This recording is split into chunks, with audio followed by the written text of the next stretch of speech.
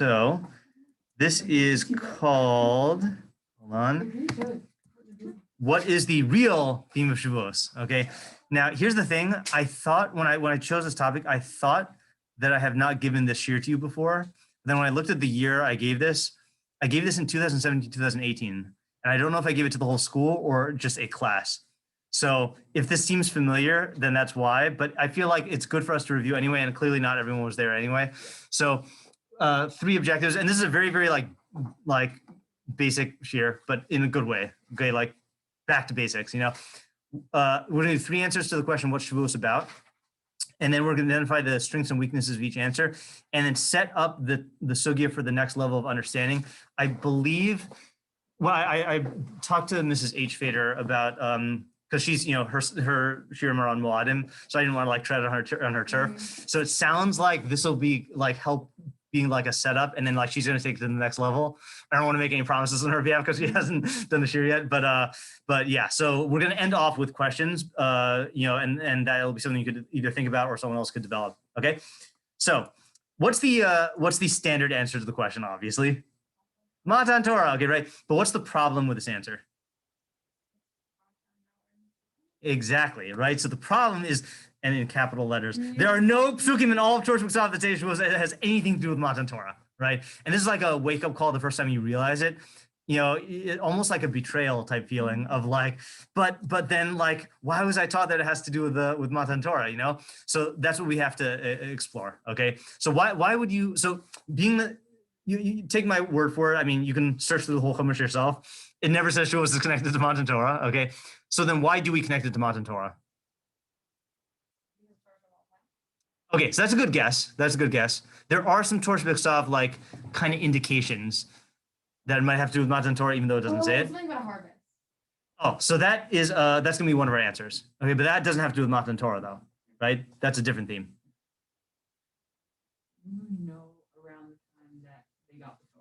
Yes, bingo. Okay, good. So the first opinion we're going to do is the Ralb.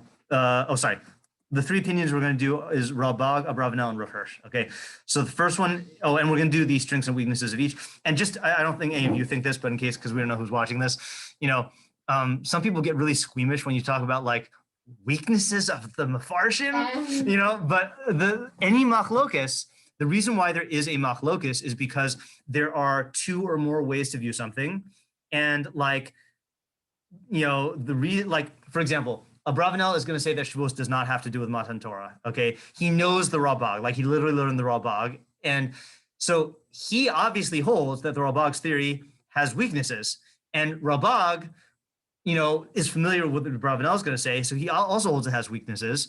And it's just that each of their intuitions of this topic or of Torah in general is leading them to favor to like weigh them differently, you know? So anytime there's a machlokess, there are strengths and weaknesses. And I think it sometimes helps to articulate what those are. So you can kind of like see it from one perspective and then put yourself in the other perspective and see it from there. And then you obviously like, you know, not like you have to pick, but like you then ask yourself, well, which ones seem more, you know, like a stronger argument to me, you know, so this is a natural part of analyzing machlokes, but I usually don't put it in such explicit terms. Okay, Ralbag. So exactly like Elisheva said, and I'm going to do these in English because there's a lot of text we're covering. So Ralbag says on Shemos Perek Yotes, first pasuk, in the 3rd month from the exodus of the children of Israel from Egypt. Sorry, yeah.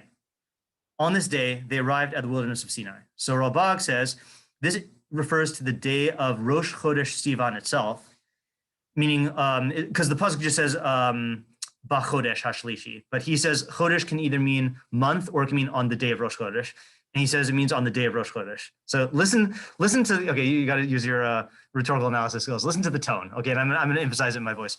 And since this indicates at the very least that Matan Torah occurred on the 3rd day of the 3rd month, since the psukim go on to say on the 3rd day when it was morning, there was thunder and lightning, etc., which is close to the time of Chag HaShavuos, which is on the 6th of Sivan, and it is possible that Israel camped there for 3 days before Moshe said to them, be prepared after a 3-day period. Therefore, it is proper for us to believe that the day of Matan Torah was on the 6th of Sivan.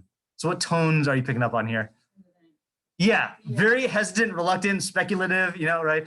So let's just get the dates here, okay? And I made fancy timelines here. Okay, so you have By the way, is this shiur feeling familiar? Yes. Okay, it is. Okay, fine. All right. So then, yeah. I'm trying to remember because I hope not. Yeah. So I honestly don't remember if I gave this to the entire school or if it was in a class because I feel like it would have been. Oh, Gemara. Okay, so it must have been an off-topic class because I wouldn't. This is not part of Gemara at all. Yeah. Okay, fine. So there are the days of Sivan. Okay, so Bnei Israel, according to the Chumash, arrive at Sinai on the 1st of Sivan, on Rosh Chodesh. Okay, then we know that there are 3 days of preparation before they got the Torah because Moshe says, prepare yourself for 3 days. So we know that there's some 3-day chunk at some point. And we also, and the 3 days are before Matan Torah. And we also know, so the thing we don't know is these 3 days could have been on either of those. Yeah. I remember it. Okay, good. Yeah, well, it's good to. I remember because I was so shook that you were able to I know it took me an inordinate long amount of time to be able to do this. Yeah. So we know that it was either, let's say, on the 1st, 2nd, and 3rd of Sivan, or 2nd, 3rd, 4th, 3rd, 4th, 5th, 4th, 5th, 6th. We don't know when it is. But the Ralbag reasons, he says, we know that we celebrate Shavuos on the 6th of Sivan. Okay. So he says it's reasonable to assume that it was like that. Okay. That like they got there, maybe rested for a little while, 3 days, and then they were told, okay, now start preparing for Shavuos. And he's saying like we can infer. Okay. So that's his first. So his theory, Shavuos is a commemoration of Matan Torah. And his first argument is since Shavuos is on the Vav Sivan, and since the Psukim indicate that Matan Torah was on or around Vav Sivan, we assume that Vav Sivan is the day of Matan Torah and that the Chag HaShavuos commemorated. So there's 2 assumptions, assuming what day the Torah was given and assuming that Chag HaShavuos was the day that commemorates it. Okay, all based on the fact that we know they got there on the 1st of Sivan and that, that we celebrate Shavuos on the 6th and that there's like 3 days somewhere. Okay. Second argument he makes is, furthermore, it would be outrageous to claim that the Torah left for us an impression and commemoration of the time we left Egypt. When he says impression, he means like kind of like a memorial, just another word for memorial, by making a Chag HaMatzos. So in other words, it's ridiculous to assume that the Torah like commemorated a Chag HaMatzos, commemorated Yetzias Mitzrayim on Chag HaMatzos, but didn't leave for us an impression and commemoration of the time that the Torah was given in this wondrous manner. For this reason, it is clearly evident that Chag HaShavuos is at the time of Matan Torah to remind us of the wondrous phenomenon of Matan Torah, to firmly establish our conviction in the words of Torah always. So what's his argument here? This is a new argument. It would be weird to not commemorate like Matan Torah, considering like the big commemoration we made for the Egypt. Exactly, right. And what's the reasoning? Like, it's almost like he's doing a Kal V'chomer. He's not exactly saying that, but like why couldn't you say like, okay, maybe God didn't commemorate Matan Torah? Like, how would he respond? Yeah, exactly, right. So I think that's like it's safe to assume that that's part of the reasoning here. God took us out of Egypt to get the Torah. So if we're commemorating taking us out of Egypt, shouldn't there be a commemoration for getting the Torah? So that's his second reason. Because he's saying that the Torah, we know that Yetzias Mitzrayim was on the 15th of Nisan, and the Torah makes a Chag to commemorate it. Yetzias Mitzrayim was to give us the Torah, was to take us out of Egypt to get the Torah. So it would not make sense if God made a holiday about Yetzias Mitzrayim and did not make a holiday about Matan Torah. So it must be that he made a holiday about Matan Torah, and what are we going to choose? Chag HaShavuos, because it's around that time. So it's saying that Shavuos was a holiday that's set out there, trying to find the reason why. It makes sense. Yes, and that's his whole, So I should have really articulated that clear, is everyone holds that Shavuos is a holiday, but since the Torah doesn't say what Shavuos is about, we have to piece together evidence for what it's about. And his 2 arguments are, it's around the same time, and we need a commemoration of Matan Torah so that they go together. Okay, his third explanation is the weakest, in my opinion, because it's very speculative, which is, do you know what is unique about the korban that is brought on Shavuos that violates all the rule, or that violates a rule for korbanos? It's chametz. Okay, right. So all other grain items that you bake into bread, you bring as matzos. And on Shavuos, what's the Shavuos korban called? Oh no. Shtei lechem, right? So you bring 2 full loaves. Okay. So Ralbag has an explanation of this. What were you taught? I'm just curious, as a kid, if if you were taught that chametz represents something, Haughtiness. haughtiness, yeah, that's one, and then there's another one also. Yetzer hara, right? So haughtiness and yetzer hara are the two ones. Okay, so Ralbag gives the opposite. Okay, he says, so this is his answer to the question: why do we bring the shtei lechem on Shavuos, which is chametz, but year round it's also to bring chametz? So he says, before man's actions and concepts are perfected through the Torah regimen, his actions and concepts are deficient, just like matzah bread, which lacks the perfection of leavening. But afterwards, man's actions and concepts become perfected, like chametz bread, which has the greatest degree of perfection. So he says chametz represents perfection. Okay, so yeah, right? Because I mean, who thinks that matzah is more perfect than bread, I right? actually know one person. I do too. I doubt it's the same person. Yeah. Oh yeah, yeah, yeah. Okay, literally. Okay, yeah. All right. I guess there are these people like that. I Yeah. like it. They don't Just use it belong. every day. Yeah. Yeah. Perfected. Exactly. Yeah. Yeah. They're definitely in need of the perfection. So he's basically saying that like, and he elaborates on it a little bit more. He says, you could have bread without leavening. It's just not as good. So too with human beings, you could have people who attain perfection without Torah, but it's going to be very, very inferior, and it's going to be hard, and it's going to be rare. Like the Avos did it without Torah. You could have people who like stumble upon true ideas of Torah. Like Socrates got a bunch of true ideas, through philosophy, other people, but he's saying it's going to be like lacking, but Torah makes the full bread, of a person. So that's his third thing, is he says that the Shtei Lechem and Shavuos symbolizes the Torah because it's like the perfected form of the thing. Okay. Now, I bet you could think of other additional evidence. Like if I asked you, other than this, how do you know that Shavuos is about Matan Torah? What would you say? Because we have That's a good question. The reason I'm hesitating is because Sfiras Omer also doesn't have anything to do with Matan Torah. It just has to do with Shavuos. So whatever you say Shavuos is about. Oh, true. Yeah, right.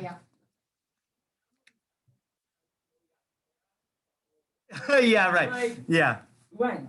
Yeah, right. So I think that fits in with like his arguments here that like we know we got the Torah around here and like we're celebrating, so it makes sense. But think like what about your experience of the Shavuos as a holiday like informs you or reminds you that it's about Matan Torah? There's we have a mitzvah, so it's interesting. There's a late minhag that arose that you like stay up all night learning. That's a minhag. It's not like part of the actual mitzvah of Shavuos, and it's also relatively late. And also that's every holiday. Yeah, it's every holiday. Yeah.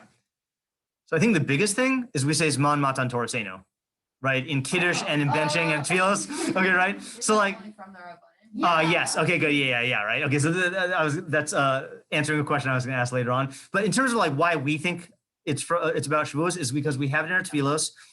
The Kriyas HaTorah on every Yom Tov is in line with the theme, and we read about Matan Torah on Shavuos, like at the Kriyas HaTorah in Shul. Okay.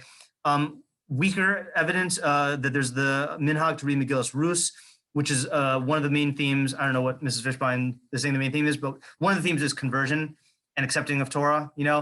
That's why Megillas Rus is assigned to that. There's a lot of poetry, piyutim, like Akdamus, which is about Matan Torah, and then the minhag of staying up all night to learn. But what I was going to ask, which I already answered, is how are all 5 pieces of evidence here on a lesser level than the Ralbag's? Because They're just saying people who agree with Ramban set them up.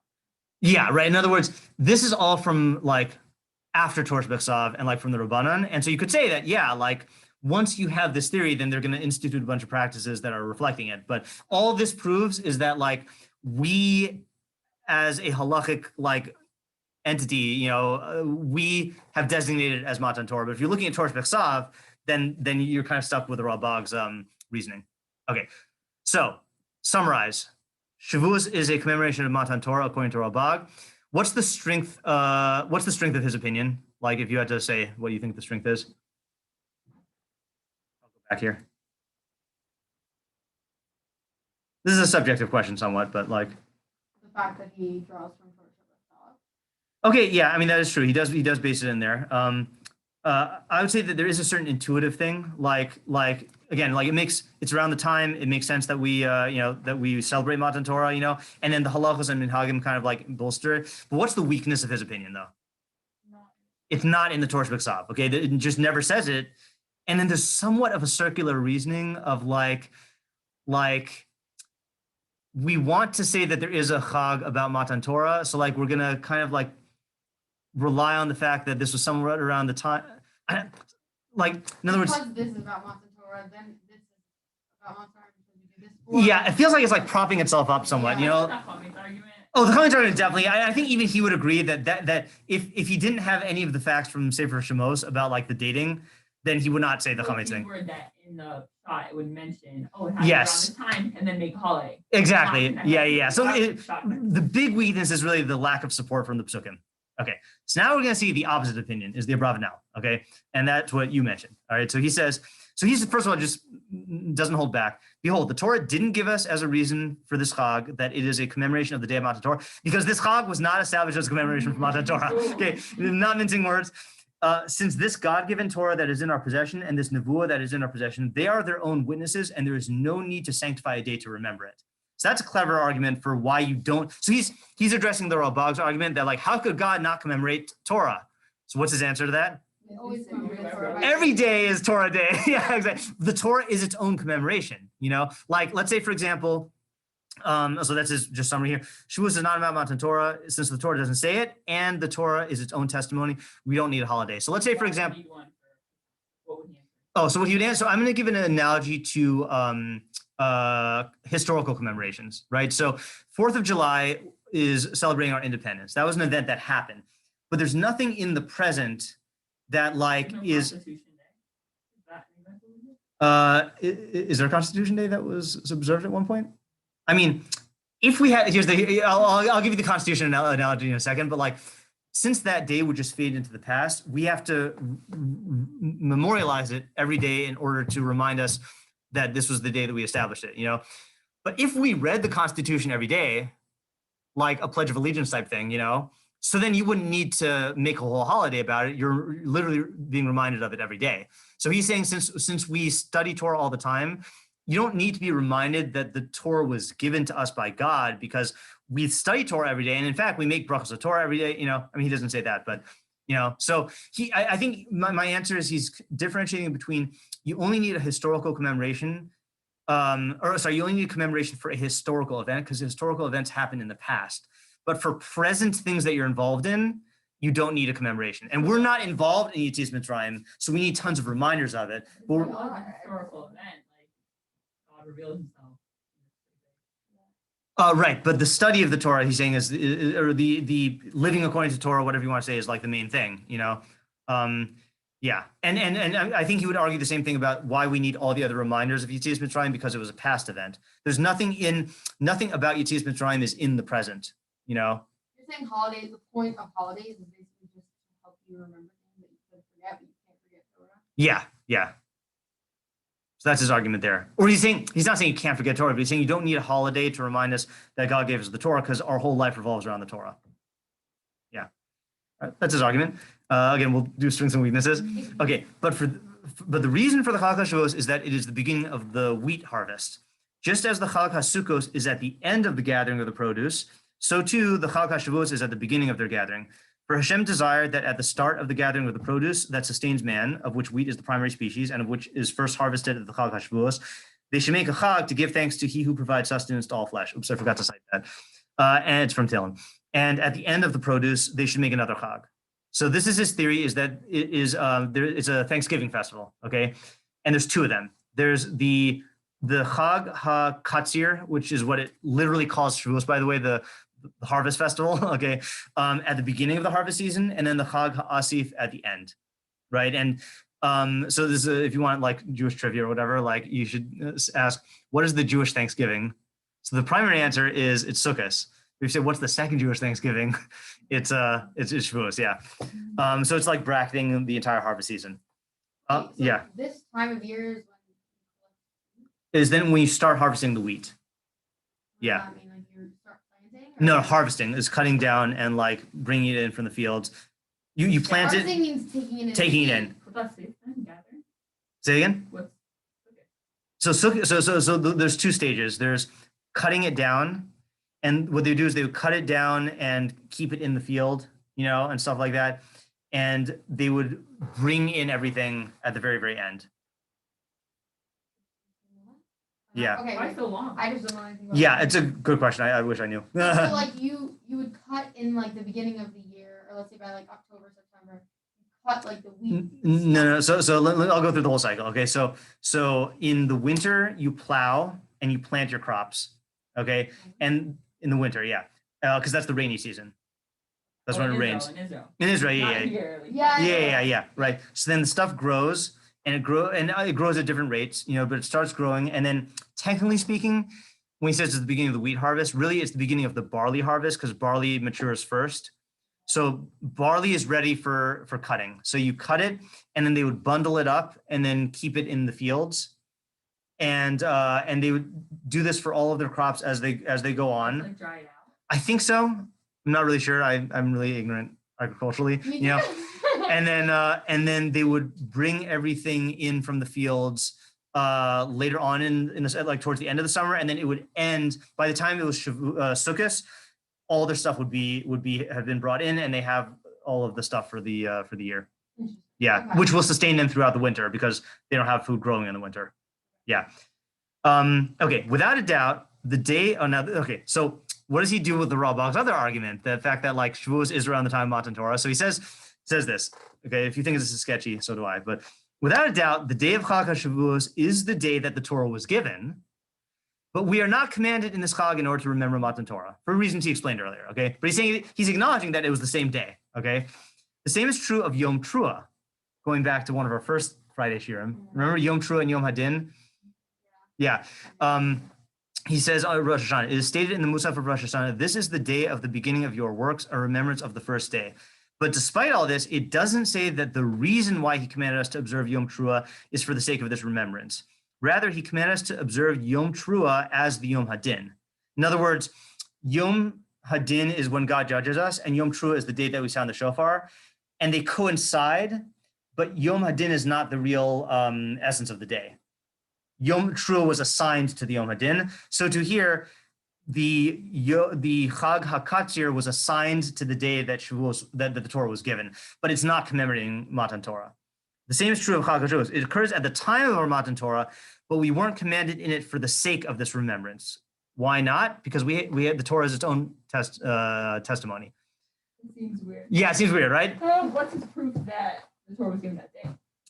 So I think he is just relying on either the argument of the Ralbag from the Pesukim or on the Masorah that like it was on the 6th of Sivan. Yeah. Rather, he commanded us to observe the Chag HaShavuos as the beginning of the wheat harvest. So he's acknowledging like, yeah, it's on the same day as Torah. It has nothing to do with Torah. It's only about the wheat harvest. Okay. It's a little disrespectful too. This is the day we're given the Torah, and we're just Yeah. I know it's a little weird. Yeah, right. Yeah. So, but here's now the strength of his argument. Okay, is the Pesukim. Okay, so sorry. First of all, fine. So the summary: Chag HaShavuos coincides with the anniversary of Matan Torah, but this isn't the reason for its celebration. Just as Yom Trua coincides with Yom HaBriah, it's not the reason for its celebration. I just thought of a lame analogy. President's Day. Okay, why was that day chosen as President's Day? Yeah, whose birthday? George Washington's birthday, right? So it's interesting is that like it is on a historical day, which is George Washington's birthday, but we celebrate all presidents on it, you know? The only difference here is like the two themes have nothing to do with each other, right? It's like, you know, the Harvest Festival was designated to be on the day that the Torah was given, but it has nothing to do with it, you know? So I guess it's not as good of an analogy as I thought. Okay, but now he gives the proofs, okay? And we're just gonna really quickly read through this. So here's every instance of where Shavuos is mentioned in the Torah. First one in Mishpatim, the Chag HaKatzir of the first fruits of your labor that you sow in the field, and the Chag HaAsif, the festival of the ingathering at the close of the year when you gather in your work from the field. So explicit mention. Parshas Kisisa, the Chag HaShavuos with the first offering of the wheat harvest, and the Chag HaAsif shall be at the changing of the year. So again, explicit mention. Parshas Pinchas, on the first day, the day of first fruits, when you offer a new flour offering to Hashem on your festival of Shavuos. So it's associated with the first fruit, which is harvest. Parshas Re'eh, you shall count 7 weeks for yourselves from when the sickle is first put to the standing crop. You shall begin counting 7 weeks. Then you shall observe the Chag HaShavuos. Yeah, I said something wrong. the barley harvest starts the day after Pesach, but the wheat harvest starts on Shavuos. I accidentally said that the barley harvest starts on Shavuos. I meant that the barley harvest kicks off the Sfiras HaOmer, which then culminates in Shavuos, which is when the wheat harvest starts. Okay. Yes, because you literally start harvesting the barley the night after the first day of Pesach. They set it up and then they harvest it, and then they take the first fruits to the Mikdash and they offer the Omer the next day, which is the literal first fruits that they harvest that year. And then they count up until the wheat harvest. So the weeks really are the weeks from the beginning of the grain harvest until like the first wheat harvest. Okay, so evidence here, the Psukim only characterize Shavuos in terms of the connection to the harvest, and they don't make any mention of Matan Torah. And then I saved the biggest proof for last, which is from this week's Parsha, Parshas Emor.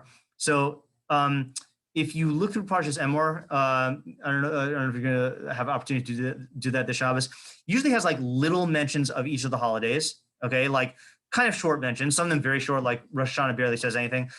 And then in Parshas Emor, it says like this, it has a long thing. It says, you shall count for yourselves from the morrow of the rest day, from the day when you bring the Omer of the waving, 7 weeks they shall be complete.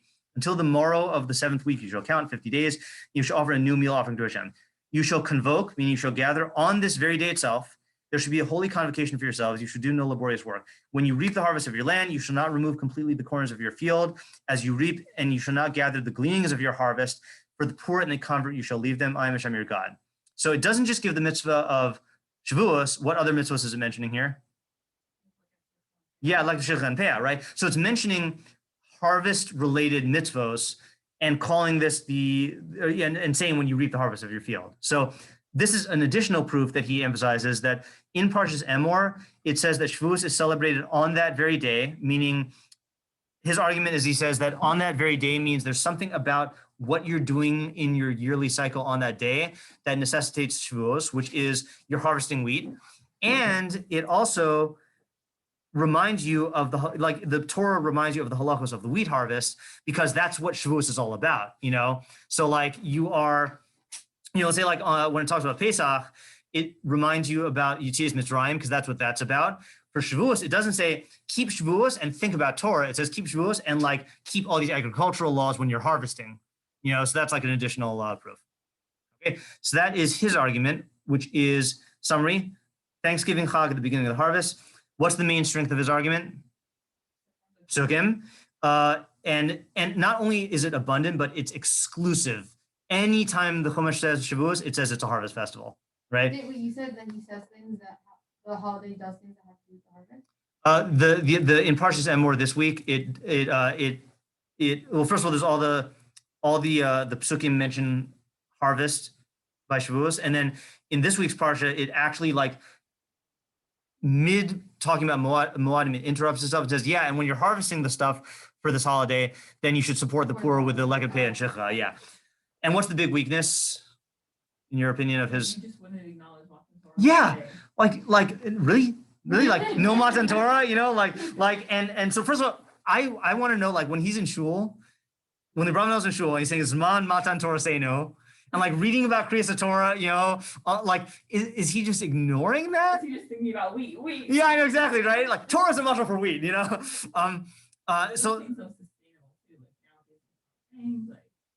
Oh yeah, so you mean the fact that like our society doesn't revolve around wheat in the same way? Yeah, you're right. That's I'd say that's not a weakness of his opinion. It's just a weakness in terms of like how relevant it is for us.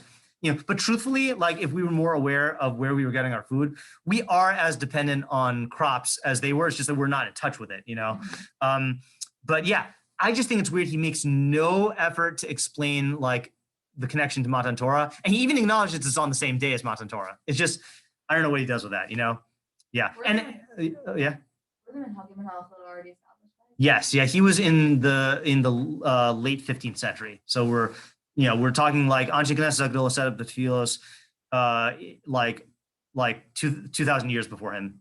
So yeah, he's had plenty of time. Yeah. I was gonna say, part of me wanted to make the argument that since he's a Torah commentary, maybe he was only giving a perush based on the Chumash, but he says outright it's not about Matan Torah. Like Shavuos is not about Matan Torah. So like I feel like I can't be Melamed Tzchus in that way. Okay. Now, last opinion is Rav Hirsch, and this is the most complicated, okay? But it's very creative because it's Rav Hirsch. Yeah, exactly, yeah. So he says, as is well known, in accordance with our definite tradition in our prayers, we designate the Bikurim day, called the Chag Shavuos in Shemos and Devarim, Zman Matan Torah Seinu, as the time of our law giving. And in fact, a careful reading of chapter 19 in Exodus shows that the day of the revelation at Sinai was on the 6th or 7th day of the 3rd month, accordingly or on or about the 50th day of the day and month counting, which began on the 16th day of Nisan, as explained in detail in Shabbos 86b. So far, it sounds like the Ralbag. He's saying, yeah, Matan Torah Seinu, around this time. Yeah, okay.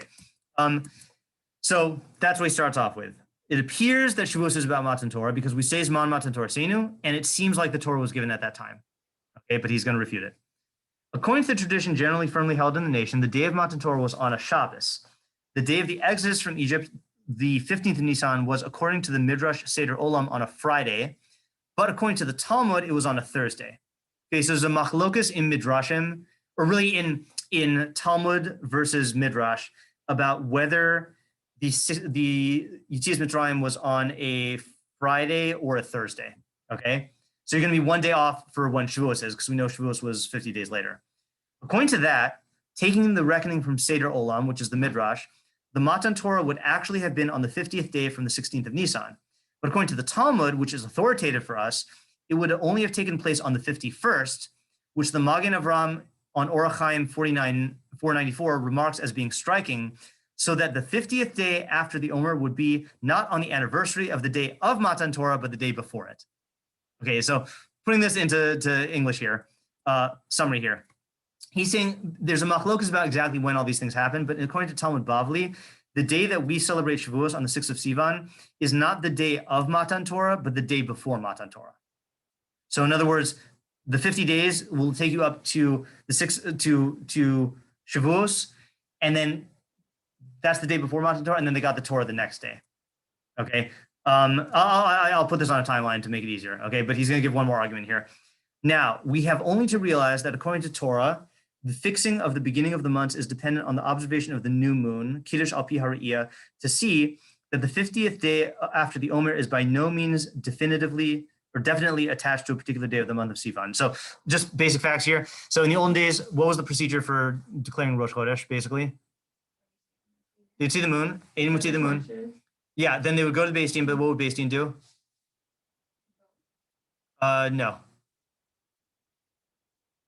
They would interrogate the witnesses, and if the testimony checked out, then they would establish it was Rosh Chodesh, but depending on when in the day it was, they would either say today is Rosh Chodesh or tomorrow's Rosh Chodesh, or both days or whatever. And then you use the torch system to like communicate it, and then they send the runners out. But the point is that the months in Hebrew, the months in the Jewish calendar are how many days? 29 or 30. Okay, so if you think about it, there's Nisan, ER, and then Sivan. Okay, so Nisan might have 29 or 30 days. ER might have 29 or 30 days. And then that will determine like what day of Sivan Shavuos falls out on. Because Shavuos is unique in terms of the holidays because it's the only holiday that's not determined based on a calendar date. It's determined based on counting 50 days after Pesach, right?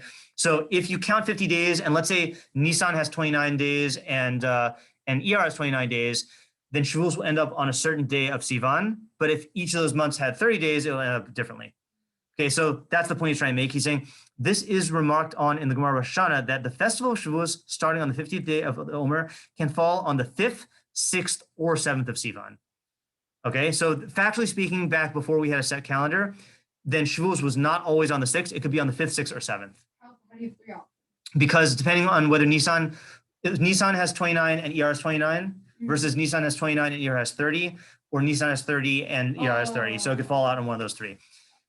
Had the Torah intended the recurrence of Matan Torah to be a day of remembrance of that event, it would have given us that historic date with the same precision that it gave us the 14th and the 15th of Nisan to be days of remembrance for the exodus from Egypt. So in other words, we know we were taken out of Egypt on the 15th of Nisan, and the Torah made Pesach on the 15th of Nisan. So if we know what day Matan Torah was on, if the Torah wanted to commemorate that, it would have given us a calendar date for when to celebrate Shavuos. It wouldn't have left it up to like, depending on how the witnesses witness things. It would have said, it's always on the day of Matan Torah. So let me show you what this looks like. Okay, so here you have Matan Torah on the 6th of Sivan, okay? And then here you have the days of the Omer, 46, 47, 48, 49, 50, okay? And Shavuos is always on the 50th day of the Omer, or really after you count 49 days of the Omer, okay? So here's another moving thing, right? So the Chag Shavuos can fall out on the 5th, the 6th, or the 7th of Sivan, okay? And what he's arguing is if the Torah actually wanted you to commemorate, if the Torah held that Shavuos is a commemoration of Matan Torah, what would it have done? It would have said, oh, sorry, back up for 1 second. I forgot one thing. He's also pointing out that the Chag Shavuos really is commemorating the day before Matan Torah. Okay, so let me summarize this here. He's saying when the calendar was determined by witnesses seeing the new moon, Shavuos could fall out on the 5th, 6th, or 7th. If the Torah were commemorating a historical event, it would choose the anniversary day. That's one argument. And he's also saying this other point. Oh, I think I accidentally reversed the slides. That's why it didn't make sense.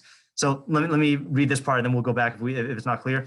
But the fact that the day which is elevated to a festival should be not just the day of the revelation on Sinai, but the final day of counting which leads up to that, the greatest event in our history, that it should be, according to the generally accepted opinion, reckoning the day before Matan Torah, which did not occur on the 50th, but on the 51st, that fact should surely have a deep and important meaning for us. Let me go back and just show you what he means here. So based on the witness system, then Shavuos is not on a fixed day, and he's arguing if the Torah wanted to commemorate the day of Matan Torah, it would have made it on the 6th of Sivan.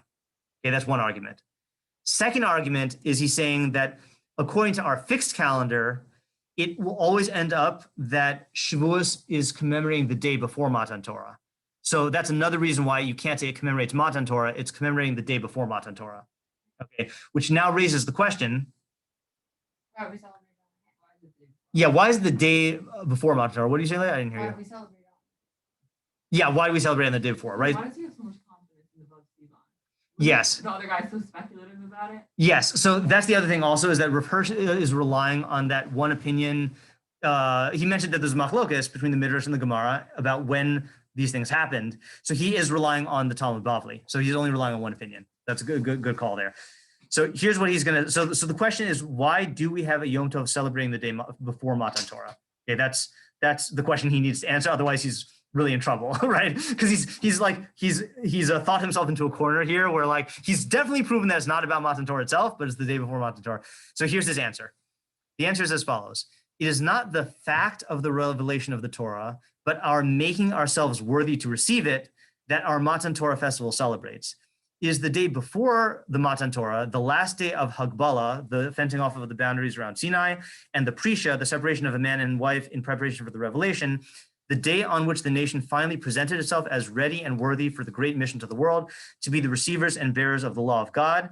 It is that day which represents the 50th day of the the 50th day of the counting of the Omer represents. So his answer, Shavuos is the holiday of Matan Torah, but not the day the Torah was given. It's the day when we became ready to receive the Torah. And the whole preparation of Yetzias Mitzrayim up until for those 50 days was us preparing ourselves to receive the Torah. So it fits in with the Tfilos, because when he says Man Matan Torah Seinu, it is the time of our Matan Torah, but the holiday is not celebrating the giving of the Torah, it's celebrating us being worthy to receive the Torah. Okay, and it also makes sense why the Torah didn't pin it to the day the Torah was given, because it's not about the day the Torah was given. It's about the 50 days that we prepare for the Torah, to receive the Torah. And he gives one more proof, which is and this is, I think, a machlokess, okay? This machlokess Rishonim, but as we've remarked elsewhere, this festival, differently to all the others, is not called after that which characteristically has to be done on the day, but Shavuos, after the counting of the weeks which preparatorily led up to it. So he's saying that's why it's called Shavuos, because there were weeks that they prepared to get the Torah. Not the Sefira. He's not talking about the Sefira. He's talking about the weeks that Bnei Israel left Mitzrayim and then were in the Midbar journeying to Har Sinai. The law giving too was in no wise concentrated on the day of Sinai. Okay, now this is his point. The law giving and the receipt of the laws lasted during 40 years, and the 10 commandments received at Sinai have no greater divinity or holiness than all of the other 613 commands and prohibitions which God gave through Moshe. One, quite clearly, God himself has explained the meaning and importance of the revelation on Sinai as being only an introduction to the laws which were to be transmitted through Moshe. So what he's saying here is he's saying basically, let me summarize. Oh, sorry. I'll summarize it and then I'll summarize it.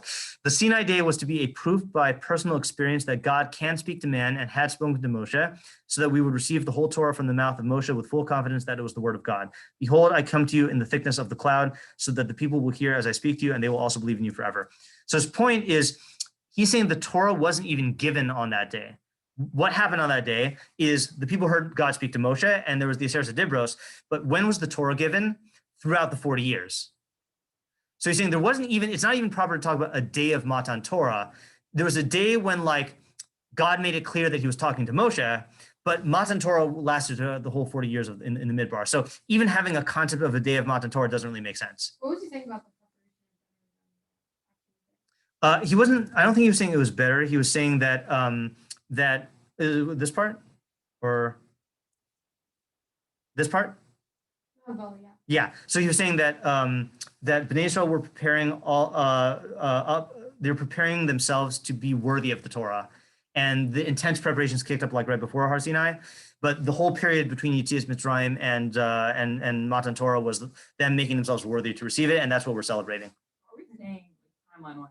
What's the timeline? Yeah. The 3 days, they left Mitzrayim, those few weeks, and the 3 days, and then they got the Dibrot. Yeah. So let me go back to the literal timeline. So the timeline is they left Mitzrayim on the 15th of Nisan, and then 50 days passed, and the 50th day was the final day before they received Torah, and then on the 51st day they got the Torah. And we celebrate Shavuos, he's saying according to Talmud Bavli, on the day before Matan Torah. So what about the weeks then? The 3 days. So the 3 days took place here, here, and here. Gimel, Daled, and Hey. Let's say Vav, they got And Vav, they got the They Torah. got the Luchot. Oh, they got the Luchot? Yeah. And from then on, they started learning Torah. Exactly. Yeah. Yeah. Yeah. Exactly. And I think that's machlokess Rishonim, because I think the Rambam says that Moshe got the whole Torah during his 40 days on Sinai, but I think the Ramban holds that like certain events happened, and then Moshe got mitzvos as they were in the 40 years, and then it was finalized at the end. Yeah, I feel like that would have been something that you talked about in a class. All right, so let's just summarize here.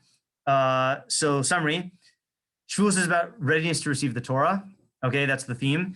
And the strengths is that according to Talmud Bavli, Shavuos falls out on the day before Matan Torah, and it can fall out on several different days. And the Torah wasn't given entirely on that day, but it was throughout the 40 years in the Midbar. Weakness, in my opinion, is it's very non-intuitive. Like if you asked, like, hey, can you explain to me what Shavuos is about? You're like, well, he launches the whole thing about the days and the witnesses. And also it is relying on just one side of that machlokess. You know, he's banking on the fact that the timeline works out this way, you know, like at least Ralbag is willing to say like, it's approximate, you know? Yeah. Okay, so just to summarize here, because we're almost done. So as I like doing, I make a triple Venn diagram. Okay, so what's the problem that they were all confronted with when trying to figure out the theme of Shavuos? Yeah. Oh, sorry. I should say. Yeah, they all agree on the fact that Shavuos is the Torah doesn't say it's about Matan Torah. Okay, that's the question they were all responding to. So Ralbag says it does commemorate Matan Torah. Okay, and he gives his reasons. Abravanel says it's about thanking Hashem for the harvest. And then Rav Hirsch says it's about Bnei Israel being worthy to receive Torah. Ralbag and Abravanel both agree that Shavuos coincides with the day of Matan Torah, but Abravanel is like, oh, it's a coincidence, you know? And Ralbag is like, no, it's like actually the thing. Ralbag and Rav Hirsch both agree that Shavuos has to do with Matan Torah, as opposed to Abravanel holds it has nothing to do with Matan Torah. And then Rav Hirsch and the Abravanel, this is kind of weak because they don't really, oh, that was a pun. That was a horrible pun. I didn't mean to say this. They both hold that the name Shavuos is a reference to the theme. Okay, what I mean by that is according to the Abravanel, it's the weeks of the harvest. And according to Rav Hirsch, it's the weeks of preparation for Torah. According to Ralbag, why is Shavuos called the Weeks Festival? Like, what was it? He doesn't have an answer. Yeah, right. So it's weird that he doesn't have an answer, you know? Rav Hirsch doesn't acknowledge all the harvest. It's funny because when he introduced it, he called it the first fruits. But he doesn't say that doesn't seem to say that that's the theme. No, Rav Hirsch. Oh, Ralbag also doesn't mention it. Yeah, that's true. Yeah. So we really have to look and see what they say about all those psukim that mention the wheat harvest, So just outstanding questions. And I don't mean outstanding like great. I mean like remaining questions. Okay. Just to think about. According to Ralbag, why doesn't the Torah explicitly mention, like connect Shavuos to Matan Torah? Like that would make his theory perfect, right? So why doesn't it say, like, why is it, it's almost like it's trying to conceal the fact that the Torah was given on that day. What does the Abravanel say about Chazal's clear stance that Shavuos is about Matan Torah? Like, again, when he says Kiddush, like, and his kids say, Daddy, like, is Shavuos about Matan Torah? No. Zman Matan Torah say no, like, what does he hold about that? And then also, does the Abravanel really think there's no significance to the fact that this Chag coincides with the day of Matan Torah? Like, he even gives the example of Rosh Hashanah and Yom Teruah, but he gave a whole shiur on that. Like, that's, I gave my shiur based on about why it coincides, How does Rav Hirsch justify this very non-intuitive, non-explicit theme? Like, I think, like, if you're going by the psukim, like Rav Hirsch is the Abravanel is much clearer, And I don't know, it's just like, it's too cumbersome and complicated. This is not really a specific question. It's just like, I feel like it's too complicated. And then we just asked one more. Oh yeah, adding to that is, what does the Ralbag,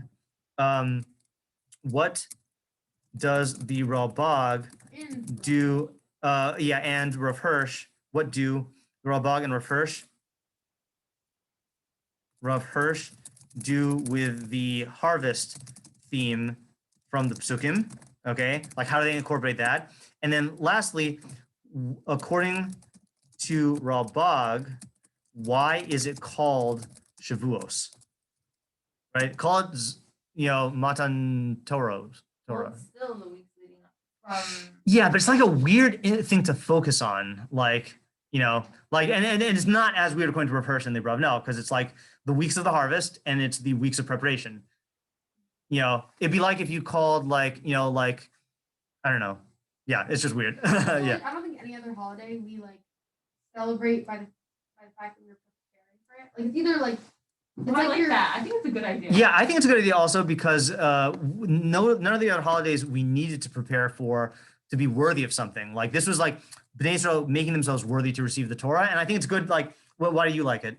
I like it because it makes sense. They just got the Asar Hadibros, so it's like you have to explain that. Why is it saying we got all the Torah? We didn't. We got it throughout the day. Yeah. So I think it's a good answer. They had to get themselves to a state where they could start learning. Right. But Yeah. Like no other holiday is like the end of it. Like it's usually like a new beginning. It is a new beginning. The end of like a accomplishment. Yeah. Well, we don't have that many to draw upon because we have Pesach, which was a commemoration of a historical event, right, on a specific day.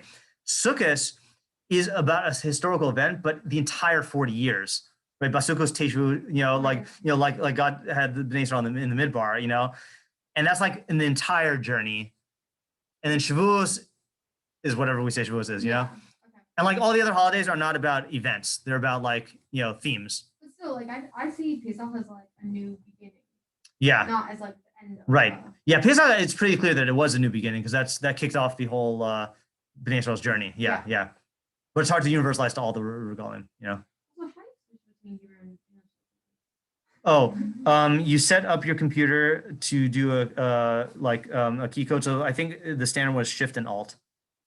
So if you press Shift, then it switches. Yeah. And you have to have Hebrew keyboard or know it by heart. Yeah. It's not gonna be that helpful. Yeah. I have a question on Yeah. Oh, okay. I can't. I'm not talking on that. Yeah. All right.